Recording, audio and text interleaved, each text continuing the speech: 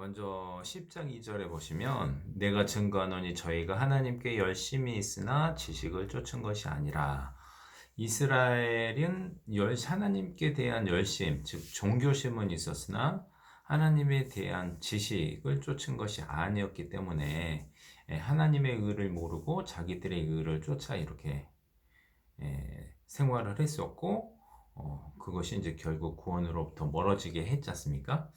우리가 이 로마서를 지금 하나씩 공부를 하고 있고 묵상을 하고 있는데 이 로마서는 특히 이제 복음에 대한 교리적인 설명, 이게 체계적으로 이렇게 잘 정리된 서신서다 이렇게 말씀을 여러 번 드렸는데 이 말씀을 우리가 왜 이렇게 챕터별로 이렇게 공부를 하고 있느냐?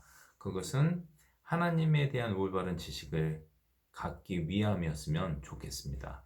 저뿐만 아니라 우리 모두가 이런 하나님에 대한 올바른 지식, 구원에 대한 올바른 지식 이런 것이 있어야 자기가 먼저 믿음 위에 굳건하게 쓸 수 있고 또 하나님이 원하시는 올바른 길을 갈 수 있기 때문에 이렇게 이 시간을 통해서 로마서를 공부하는 것은 매우 중요한 시간이다. 저뿐만 아니라 여러분도 이렇게 같이 생각해 주셨으면 좋겠다 이런 말씀을 먼저 드리고 시작을 하도록 하겠습니다. 로마서 16장까지 있는데 앞서도 말씀드렸습니다만 9장, 10장, 11장은 이스라엘에 대해서 이렇게 나온 것 같아요. 그런데 지난번에도 말씀드렸습니다만 소재는 이스라엘이지만 여전히 이 로마서는 처음부터 끝까지 이신칭의 믿음으로 의롭다함을 받는다는 것을 계속해서 일관되게 얘기를 하고 있습니다. 한마디로 믿음에 대한 얘기를 계속하고 있는 것입니다. 그래서 9장, 10장, 11장에서도 소재는 이스라엘을 다루고 있지만 그 이스라엘을 통해서 믿음에 대해서 설명하고 있다. 이렇게 보시면 되겠습니다. 지난번 9장에 대해서 배우신 것 여러분 기억나시는지 모르겠는데 9장에서는 여러분도 많이 헷갈려 하셨던 것처럼 이게 예정을 얘기하는 건가 했던 부분이 있었어요. 이제 저 9장 초반부에는 육신의 자녀, 약속의 자녀.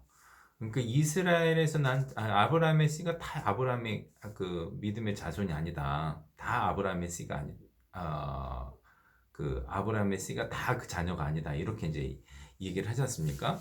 그래서 선민이라고 무조건 다 구원받는 것이 아니고 육신의 그 속에서도 육신의 자녀가 있고 약속의 자녀가 있다. 이렇게 얘기를 했는데 이 약속의 자녀가 11절에서 보시면 택하심이라는 구절이 있기 때문에 이게 예정인가? 이렇게 헷갈려 했었죠. 근데 이제 그게 아니라 행위의 반대 개념으로 택하심. 결국 이것은 이제 믿음을 얘기하는 거였습니다.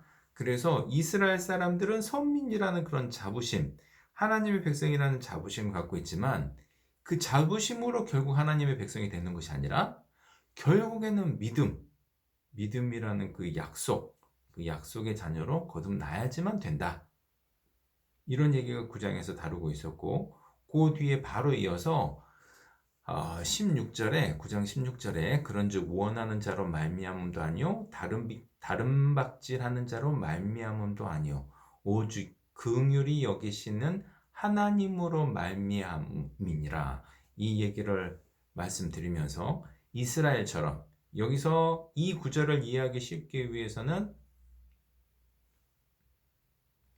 가인을 떠올리면 된다고 했습니다. 가인처럼 자기가 원한다고 해서 그리고 열심히 농사를 지어서 하나님을 섬긴다고 그렇게 되는 것이 아니라 하나님의 뜻대로 아벨처럼 제사를 지냈을 때 받으시는 것이다. 이제 15절에 모세도 얘기를 했던 것처럼 그래서 결국에는 이스라엘 사람들이 자기 열심으로 막 율법 행위로 이렇게 하려고 하는 것으로 구원받는 거나 거듭나는 것이 아니라 그 긍휼이 하나님의 뜻이신 긍휼을 베풀기 원하시는데 긍휼에는 찾아보니까 조건이 있었습니다.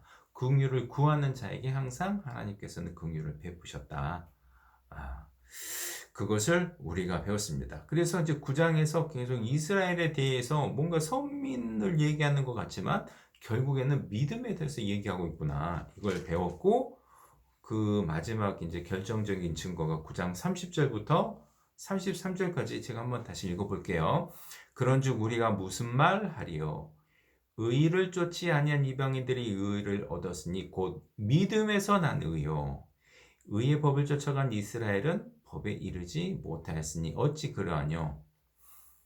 이는 저희가 믿음에 의지하지 않고 행위에 의지함이라 부딪힐 돌에 부딪혔느니라. 기록된 바 보라 내가 부딪히는 돌과 거치는 반석을 시온에 두노니 저를 믿는 자는 부끄러움을 당치 아니하리라 함과 같으니라. 결국 믿음의 중요성을 한 번 더 강조하면서 9장이 이렇게 마무리되고 있습니다. 근데 이것은 사실은 9장의 마무리라는 것은 후대의 장을 나누면서 우리가 지금 할 수 있는 말이지, 이 지금 여기서 마무리되는 게 아니라 자연스럽게 연결되고 있다는 건 사실 아셔야 됩니다. 특히 33절은 10장에서도 나오죠. 10장에서도. 네. 그래서 믿음에 대한 얘기를 이제 계속해 나가고 있는 겁니다. 그 맥락에서 10장을 이해하셨으면 좋겠습니다. 그럼 10장은 뭐에 대한 얘기냐? 이 믿음이 무엇인지 아주 쉽게 설명해 주는 대목이라고 생각합니다. 누가 믿을 수 있으며 무엇을 믿어야 하며 어떻게 믿어야 되는가? 그러니까 누가 무엇을 어떻게 믿어야지 그 믿음이 믿음인가에 대해서 좀 쉽게 설명해 주고 있는 것 같습니다. 누가 믿어야 됩니까? 만약에 예정론이 맞다면 예정된 사람만 믿을 수 있잖아요. 예정론에 의하면 그 사람들만 또 용서를 받고 죄 용서를 받고 그 사람들만 구원을 받을 수 있습니다. 그런데 이 10장에서는 아주 반복되게 이렇게 얘기하고 있습니다. 도대체 누가 믿을 수 있는 것이냐? 4절 그리스도는 모든 믿는 자에게 의를 이루기 위하여 율법의 마침이 되시느니라. 모든 믿는 자에게, 누구든지, 모든 믿는 자, 그러니까 제한을 두지 않고 있다. 이게 10장에서만 제가 보니까 한 5번 정도 반복되더라고요. 이게 첫 번째라면 11절 보겠습니다.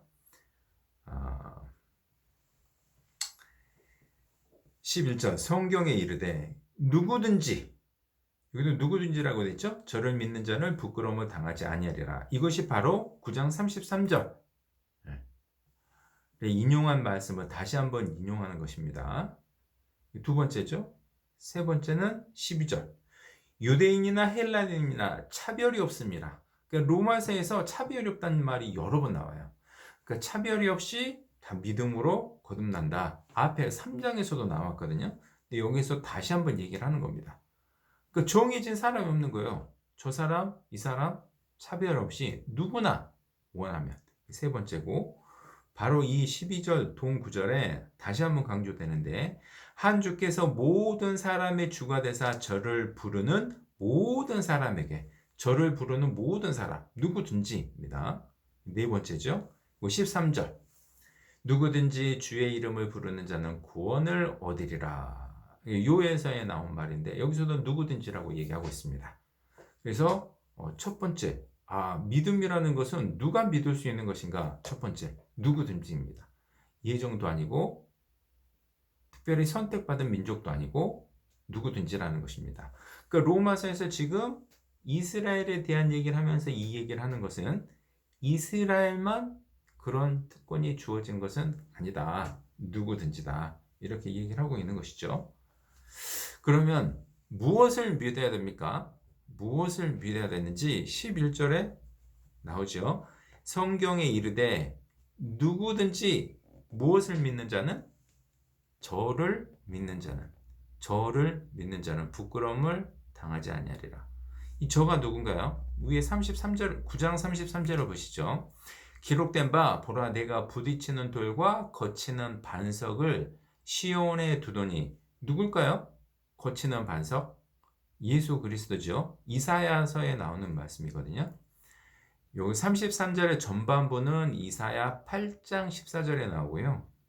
그다음에 저를 믿는 자는 부끄러움을 당치 하리라. 요 얘기는 정확한 옮김은 아닌데 이사야 28장 16절에 나옵니다. 그러니까 저를 믿으면 급절하지 아니하리라. 이런 식으로 말씀이 나옵니다. 자, 그래서 여기서 분명히 믿음의 대상을 분명히 하고 있어요. 믿음의 대상은 그리스도입니다. 그리스도지 어떤 특정한 사실이라든가 어떤 다른 것이 아니다. 그래서 누구든지 예수를 믿으면 구원을 받는다. 근데 어떻게 믿어야 되는가에 대해서도 나오고 있습니다. 자, 재미있는 이제 말씀이 시작되는데요. 5절부터 보겠습니다. 모세가 기록하되 율법으로 말미암는 의를 행하는 사람은 그 의로 살리라 하였거니와. 이 말씀은 레위기 18장 5절에 나와 있는데요. 그러니까 모세가 율법을 주면서 이 말씀대로 살아라. 그러면 된다. 그게 의로 여김을 받아서 살게 된다. 그런데 그 의는 불가능한 의였어요. 율법을 준수하는 것은 불가능했거든요. 그럼 그림자였다는 것이죠. 그럼 6절에서 8절, 6절, 7절 먼저 보겠습니다. 이 부분에 대해서 오늘 언급하신 분은 아무도 안 계시더라고요. 저는 이거 질문하실 분이 한 분은 계실 줄 알았는데 6절 믿음으로 말미암는 의는 이같이 말하되 네 마음에 누가 하늘에 올라가겠느냐 하지 말라. 아니 올라가겠느냐 함은 그리스도를 모셔내리려는 것이요. 혹 누가 음부에 내려가겠느냐 하지 말라. 아니 내려가겠다 함은 그리스도를 죽은 자 가운데서 모셔 올리려는 것이라. 이게 무슨 의미입니까? 이게 왜 이 구절이 필요할까요? 여기를 잠깐 잡으시고 신명기 30장을 보겠습니다.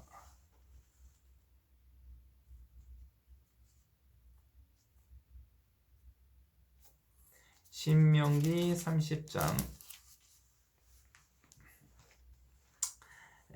11절입니다. 11절부터 14절까지 제가 천천히 읽어보겠습니다. 내가 오늘날 네게 명한 이 명령은 네게 어려운 것도 아니요 먼 것도 아니라. 12절입니다. 잘 들어보세요. 하늘에 있는 것이 아니니 네가 이르기를 누가 우리를 위하여 하늘에 올라가서 그 명령을 우리에게로 가지고 와서 우리에게 들려 행하게 할 것이 아니요. 13절 이것이 바다 밖에 있는 것이 아니니 네가 이르기를 누가 우리를 위하여 바다를 건너가서 그 명령을 우리에게로 가지고 와서 우리에게 들려 행하게 할 것도 아니라. 14절 오직 그 말씀이 네게 심히 가까워서 네 입에 있으며 네 마음에 있은즉 이를 행할 수 있느니라. 이 구절 먼저 설명드리면 모세가 이제 계명을 선포를 하잖아요. 이스라엘 사람들에게 이 계명을 지켜라. 근데 이 어려운 게 결코 아니다. 이 결코 어려운 것이 아니다. 뭐 하늘 높이 있어서 아이고 하늘에서 가져야 되겠네. 그럼 하늘에 있으면 불가능하잖아요. 그렇게 어려운 것이 아니다. 바다 밖에 있는 것도 아니다. 바다를 건너가야 되잖아요. 그것도 거의 불가능한데 그렇게 어려운 명령을 준 게 아니다. 이 말씀은 네게 심히 가까워서 네 입에 있으며 마음에 있으면 얼마든지 할 수 있다. 이 얘기를 하고 있는 것입니다. 그걸 보시고 여기도 잠깐 잡으시고 31장 다시 돌아올 거예요. 잠깐. 로마서 10장을 다시 돌아오시면 보세요. 6절 믿음으로 말미암는 의는 이같이 말하되. 조금 전에 5절에서 모세 율법으로 말미암는 의에 대해서 얘기는 했잖아요. 근데 이것은 지키기 불가능한 거였잖아요. 그런데 이제 믿음으로 말미암는 의. 모세가 주장했던 선포했던 의는 율법 준수였어요. 율법을 준수해야 됩니다. 그래서 의를 얻는 거였는데 지금 사도 바울이 이 대목에서 이스라엘 사람들을 언급하면서 지금 얘기하고 있는 것은 율법 준수로 우리를 얻는 것이 아니라 그리스도를 믿음으로 얻는 것이다. 이 얘기하고 있는 거잖아요. 그런데 그리스도를 믿는 것이 어려운 것이면 어떻게 해야 되느냐. 6절 믿음으로 말미암는 이같이 말하되 네 마음에 누가 하늘에 올라가겠느냐 하지 말라 하니 올라가겠느냐 하면 그리스도를 모셔 내리려는 것이요 혹 누가 음부에 내려가겠느냐 하지 말라니 내려가겠다 함은 그리스도를 죽은 자 가운데서 올리려는 것이라. 조금 전에 읽었던 신명기 30장을 그대로 인용했는데 약간 변형을 줘서 인용한 것입니다. 그러니까 율법을 선포했던 모세가 이게 어려운 게 아니야 이렇게 설명한 것처럼 사도 바울은 그리스도를 믿는 거 그렇게 어려운 게 아니야. 자 보세요. 근데 이게 사도 바울의 설명이 정말 재미있고도 기가 막힙니다. 이 당대에 살았던 사람은 예수님의 부활을 목격한 사람도 많잖아요. 아, 저분이 예수님이다. 살았을 때 본 사람도 있잖아요. 아, 저분 나 그때 그 예수님 봤어. 그분이 일으킨 기적도 봤고, 그분이 말씀하신 데 다 이루어진 것도 봤지. 그분이 다시 살아나시고 승천도 하셨더라고. 당대 사람들은 그렇게 이해할 수 있고 믿을 수 있는데, 만약 지금 이 시대에 살고 있는 우리들한테 그 예수를 믿으라고 하면 좀 어려운 거 아닙니까? 부활을 본 적도 없고 예수님과 같이 동행한 적도 없는데 우리에겐 좀 어려운 것 같아요. 하늘에 계신 예수님 좀 내려오시면 안 될까요? 이렇게 얘기할 수도 있고 아니면 돌아가셨으면 밑에 계신 예수님 올라와서 다시 부활해 주시면 안 될까요? 그러면 좀 믿기 쉬울 것 같은데 좀 어려운데 우리한테는 이 시대에 살고 있는 우리한테는 어려운데 이렇게 얘기를 할 수 있을 것 같잖아요. 지금 이 사도 바울이 2000년 후에 살고 있는 우리를 위해서 이렇게 썼다는 건 아닙니다.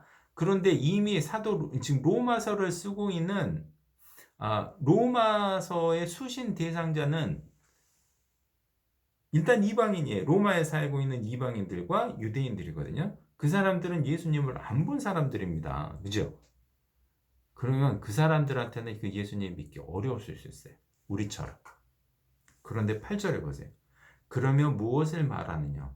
말씀이 네게 가까워서 네 입에 있으며 네 마음에 있다 하였으니 곧 우리가 전파하는 믿음의 말씀이라. 이 믿음의 말씀만 있으면 누구든지 믿을 수 있다는 것입니다. 이게 조금 전에 신명기 30장 14절에서 나왔어요. 오직 그 말씀이 네게 심히 가까워서 네 입에 있으며 네 마음에 있은즉 이를 네가 행할 수 있느니라. 이렇게 모세가 얘기했던 것을 그대로 인용해 가지고 우리가 예수를 믿으면 조금 전에 제가 말씀드렸죠. 누가 믿을 수 있나요? 누구든지. 무엇을 믿어야 되냐요? 예수님. 아니 예수님 그렇게 우리는 본 적이 없는데 어떻게 믿을 수 있어요? 어떻게 믿을 수 있다? 믿음의 말씀으로 믿을 수 있다. 여러분 우리가 잘 생각해 보면 어쩌면 대쯤에서는 많은 증거 자료 보여주니까 그거로 믿은 것 같지만 결국 증거 자료로 보여주는 것은 자칫 잘못하면 그것은 그 인스턴트 과자와 같은 것입니다. 잠깐 우리에게 자극적인 그런 쇼킹한 자극제는 되지만 우리에게 진정한 믿음을 주는 것은 이 말씀이거든요. 우리가 말씀을 통해서 예수님을 발견하고 말씀을 통해서 예수님을 만나야 되잖아요. 그 말씀을 통해서 전달을 받고 그 말씀을 통해서 예수를 믿게 되니 어떻게 우리가 예수님을 믿을 수 있습니까? 믿음의 말씀이라. 우리가 전파하는 믿음의 말씀. 이 말씀을 통해서 믿게 된다. 이렇게 나온 거예요. 그 뒤에 부연 설명이 있습니다. 14절 보세요. 그런즉 저희가 믿지 아니하는 어찌 부르리요 듣지도 못한 일을 어찌 믿으리요 전파하는 자가 없이 어찌 들으리요 보내심을 받지 아니하였으면 어찌 전파리요 기록된 바 아름답도다. 좋은 소식을 전하는 자들의 발휘함과 같으니라. 17절. 그러므로 믿음은 들음에서 나며 들음은 그리스도의 말씀으로 발명하느니라. 이 말씀이 우리 입에 있고 우리 마음에 있다면 누구든지 예수님 믿을 수 있다. 그러니까 우리 2000년 후에 살고 있는 우리도 부인할 수 없고 당시에 로마 예루살렘부터 너무 멀리 떨어져 있는 로마에 살고 있는 그리스도인도 예수님 믿을 수 있다. 예수님 못 믿겠던데요? 이렇게 부인할 수가 없다는 뜻입니다. 그 얘기를 아주 지혜롭게 사도 바울이 잘 써주고 있습니다. 믿음을 말씀을 통해서 우리가 이제 거듭나는 건데, 다시 이제 10장 9절에 보시면, 자, 믿음 말씀을 받았습니다. 그리고 어떻게 해야 거듭날 수 있습니까? 9절. 네가 만일 네 입으로 예수를 주로 시인하며 또 하나님께서 그를 죽은 자 가운데서 살리신 것을 네 마음에 믿으면 구원을 얻으리니. 자, 여기 자칫 잘못하면 어떤 특정한 사실, 예수님이 살아났다는 그 사실만 믿으면 되는구나. 그게 아닙니다. 그 살아나신 예수님을 믿어야 된다. 저를 믿는 자마다 부끄러움을 당치 않는다. 이렇게 11절에 바로 나오잖아요. 그러니까 믿음의 대상은 분명히 정해졌는데 그 믿음의 대상이 왜 믿음의 대상이 되었냐면 그분이 바로 부활하셨기 때문에. 사도행전에서 보면 베드로도 그리고 바울도 전도 집회를 할 때 항상 부활하신 예수님에 대해서 얘기를 했습니다. 예수님이 살아나셔서 다시 살아나셔서 우리의 믿음의 주가 되셨다. 강조 많이 했잖아요. 그래서 그의 살아나심을 아는 것은 매우 중요했습니다. 그래야 그분을 믿을 수 있기 때문입니다. 그리고 10절 우리 형제 자매님께서 많이 말씀하신 것처럼 사람이 마음으로 믿어 의에 이르고 입으로 시인하여 구원에 이르느니라. 의에 이르는 것, 의롭게 되는 것, 그것이 결국 구원이거든요. 그것이 거듭남이고 그것이 거듭남의 상태를 끝까지 유지하면 구원입니다. 그것이. 근데 이게 뭐가 다릅니까? 마음으로 믿어 의에 이르는데 이 진정한 믿음은 입으로 시인하게 되어 있다. 이렇게 해석하는 것이 아주 자연스러운 것 같아요. 그래서 행위가 없는 믿음은 죽은 거라고 했는데 진정으로 믿는 사람은 입으로 시인하게 되어 있다. 이렇게 말씀하시는 것 같습니다. 그러니까 이 말씀은 당대 그리스도인한테 너무너무 중요했습니다. 예수님께서는 직접적으로 얘기를 했잖아요. 누구든지 사람 앞에서 나를 부인하면 나도 하늘에 계신 아버지 앞에서 그를 부인하리라. 그러니까 진짜 믿음이 없는지는 당시 입으로 시인하는 것으로 알 수 있었는데 당대 예수님을 입으로 시인한다는 것은 조금 전에 한 형제님께서 말씀하신 것처럼 그 정도의 위험성이 아니었습니다. 자기 목숨을 내놓아야 했거든요. 자기 목숨을 담보로 예수님을 시인해야 했어요. 예수님을 시인하면 죽을 수도 있었거든요. 근데 그런 상황에서도 시인을 한다는 것은 진짜 믿음의 입증이었습니다. 거의 아브라함이 자기 자식 이삭을 바치는 것과 거의 같다고 할 수 있습니다. 그래서 어떻게 하면 이렇게 거듭나는지, 어떻게 하는 것이 진짜 믿음인지를 여기서 보여주고 있습니다. 자, 이 10장에서는 간단히 말씀드리면 이스라엘 사람 통해서 믿음이 진짜 무엇인지, 누가 믿을 수 있다? 누구든지. 무엇을 믿어야 된다? 예수님을. 어떻게 믿어야 된다? 방금 말씀드린 것처럼 말씀을 통해서 마음으로 믿고 입으로 시인하는 것이다. 이게 믿음이다. 아주 간단 명료하게 아주 잘 정리를 해놓은 것 같습니다. 그런데 왜 이스라엘이라는 내용이 있느냐? 그런데 이렇게 간단하고 명료한 것은 이스라엘은 하지 않았다. 이것이 이제 후반부 내용인 거예요. 12절, 11절부터 다시 읽어볼게요. 성경에 이르되 누구든지 저를 믿는 자는 부끄러움을 당하지 아니하리라 하니 유대인이나 헬라인이나 차별이 없음이라. 한 주께서 모든 사람의 주가 되사 저를 부르는 모든 사람에게 부요하시도다. 유대인이나 헬라인은 구분 없이 누구든지 저를 믿으면 이렇게 거듭나게 되고 부끄러움을 당치 않게 되는데 13절에 다시 한번 강조하잖아요. 누구든지 주의 이름을 부르는 자는 구원을 얻으리라. 그런데 이스라엘 사람들은 어떻게 된 거냐? 이스라엘 사람들은 주를 믿어야 되는데 혹시 주에 대해서 못 들어봤을까? 그게 아니라는 거예요. 18절 그러나 내가 말하는 저희가 듣지 아니하였느뇨? 그렇지 아니하다. 그 소리가 온 땅에 퍼졌고 그 말씀이 땅 끝까지 이르렀도다 하였느니라. 이 말씀 쉬운 말씀이 아니 그 명료한 말씀이기도 하는데 소화하기 어려운 말씀이 있을 수도 있습니다. 왜냐하면 이 말씀과 다르게 가르치는 유명한 목사님들이 있기 때문이에요. 자, 이 말씀이 맞다면 그 소리가 온 땅에 펴졌고 그 말씀이 땅 끝까지 이르렀기 때문에 안 들어본 사람이 없을 것이다. 이렇게 얘기하고 있는 거잖아요. 근데 유명한 빌리 그레이엄 목사님 같은 분은 지금 이 시대에도 예수님을 한 번도 들어보지 못한 사람이 있을 텐데 그런 사람들은 하나님께서 다른 방법으로 구원하셨을 거예요. 뭐 이런 식으로 이렇게 말씀하신 적이 있다는 거예요. 아, 이거 상당히 난제입니다. 좀 그럴 것 같기도 하잖아요.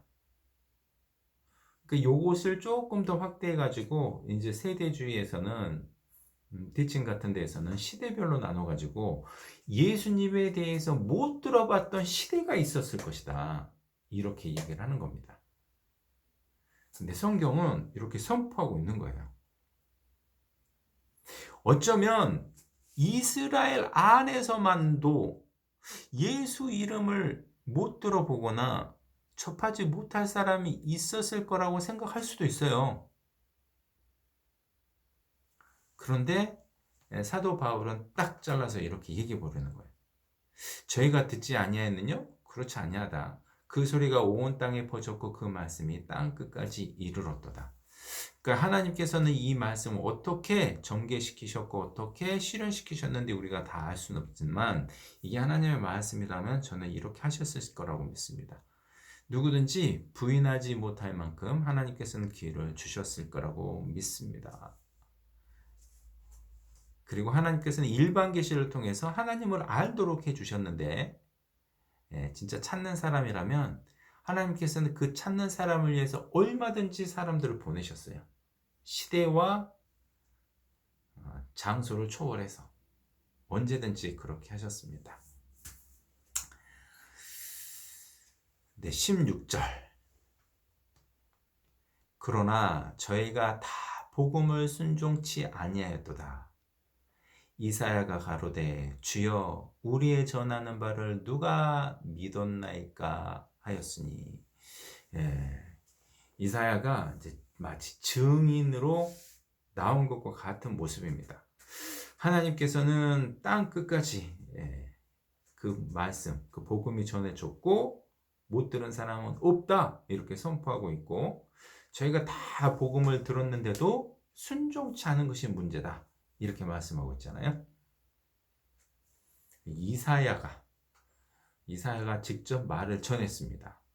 구약 시대에는 어떻게 복음을 전했나요? 똑같아요. 아까 인용된 로마서 9장 33절, 10장 11절에서 거론된 누구든지 저를 믿는 자는 부끄러움을 당하지 아니하리라. 구약 이사야도 그를 믿어야 된다고 했고 메시아 기름 부음 받은 자 구원자를 믿어야 된다고 했고 다윗도 예수님이 태어나기 훨씬 전에 아들에게 입맞추라 선지자를 통해서 그에 대해서 다 증거하고 그를 믿어야 된다고 얘기를 했습니다. 똑같은 복음을 전했다는 것이죠. 그런데 그들이 그러지 않았다. 이스라엘이 그러지 않았다. 자, 그래서 10장에서는 보시면 역시 또 이스라엘을 소재로 삼고 있지만 믿음이 무엇인지를 설명해 주고 믿음에 순종하지 않은 사람들의 대표적인 이스라엘을 보여주고 있습니다. 이스라엘 사람들은 이렇게 복음이 전해졌음에도 불구하고 순종치 아니함으로써 구원과 멀어지고 있다. 그것이 10장 1절 맨 처음에 얘기하신 거죠. 형제들아 내 마음에 원하는 바와 하나님께 구하는 바는 이스라엘을 위함이니 곧 저희로 구원을 얻게 함이라. 구원과 멀어져 있으니까 좀 구원을 받았으면 좋겠다. 이렇게 말씀하고 계신 겁니다. 그리고 이제 19절에서부터 20절인데요. 자, 그러나 내가 말하노니 이스라엘이 알지 못하느냐 먼저 모세가 이르되 내가 백성 아닌 자로서 너희를 시기나게 하며 미련한 백성으로서 너희를 노엽게 하리라 하였고 또 이사야가 매우 담대하여 이르되 내가 구하지 않은 자들에게 찾은 바 되고 내게 문의하지 아니한 자들에게 나타났노라 하였고 21절 이스라엘에 대하여 가라사대 순종치 아니하고 거스려 말하는 백성에게 내가 종일 내 손을 벌렸노라 하셨느니라. 이스라엘에 대해서는 분명히 하나님께서 계속 손을 벌렸는데 그들의 순종치 않았다는 것을 분명히 하시면서 19절 20절에는 또 다른 주제의 말씀을 하고 계십니다. 너희의 불순종이 다른 이방인들에게는 기회가 되고 있다. 사실 여러분 기억 잘 살펴보시면 9장에서 이 말씀 하셨어요. 이미 9장에서도 보시면 9장 25절 호세아 그래도 이르기를 내가 내 백성 아닌 자를 내 백성이라 사랑치 아니한 자를 사랑한 자라 부리라. 너희가 내 백성이 아니라 한 그곳에서 저희가 살아계신 하나님의 아들이라 부름을 얻으리라. 자, 이 얘기를 하시면서 11장의 주제로 이끌고 있습니다. 이 내용은 무슨 내용입니까? 결국 간단하게 말씀드리면 이스라엘이 불순종하잖아요. 근데 그것이 또 다른 사람에게는 기회가 되고 있는데 그 또 다른 사람이 바로 이방인인 것이죠. 여러분 그 구원이 이 복음이 맨 처음에는 이스라엘 사람들인 것만 같았어요. 여러분 그 예수님께서 살아계실 때 수로보니게 여인을 한번 만난 적이 있습니다. 수로보니게 여인이 사실 예수님 막 쫓아왔죠. 이방인이었거든요. 이방인이었는데 자기 이제 딸이 귀신 들렸으니까 우리 딸 좀 낫게 해달라고 막 쫓아갔더니 예수님이 말씀하시기를 내가 이스라엘을 위해서 왔지 이방인 내게 이방인을 개처럼 이렇게 설명하시면서 이방인들을 위해서 온 게 아니다는 식으로 말씀하셨어요. 그러니까 이제 수르보기의 연인이 아니 개도 주인의 상에서 떨어진 걸 먹지 않습니까? 그 얘기를 딱 들으시고 믿음이 크도다 하고 그 이제 믿음을 이제 들어주셨잖아요. 그런 것처럼 믿음이 마치 복음이라는 것이 이제 유대인 선민에게 주어진 특권인 것 같았습니다. 그런데 이 복음이 맨 처음에 유대인 위주로만 전해지다가 하나님 계획은 결국 온 세상에 퍼뜨려야 되잖아요. 뭐 어떻게 퍼뜨리느냐? 유대인이 그거 딱 가지고만 있고 그랬으면 안 퍼질 수도 있었는데 이 사람들이 이 복음을 배쳐감으로써 그것이 이방인들에게 넘어가는 계기가 된 것입니다. 그래서 하나님께서는 모든 사람이 이 세상에 사는 누구든지 이제 거듭나기를 원하시고 구원받기를 원하시는데 그 일을 이루기 위해서 이스라엘 사람들의 불순종에도 불구하고 하나님께서는 그 뜻을 이루어 나가고 계신 것이다. 이제 11장에서 그것이 33절 11장 33절에 보시면 깊도다 하나님의 지혜와 지식이 부요하며 그의 판단은 측량치 못할 것이며 그의 길은 찾지 못할 것이로다. 33절 누가 주의 마음을 알았느냐 누가 그의 모사가 되었느냐 이렇게 이제 감탄하는 부분이 나오지 않습니까? 이 감탄한 부분이 바로 바로 이 부분입니다. 이스라엘의 순종 불순종이 하나님께서 적절하게 이용하셔가지고 이방인에게 복음을 전하기도 하시고 또 다시 그 복음이 유대인에게 다시 돌아오기도 하십니다. 이 내용은 11장에서 다루도록 하겠습니다.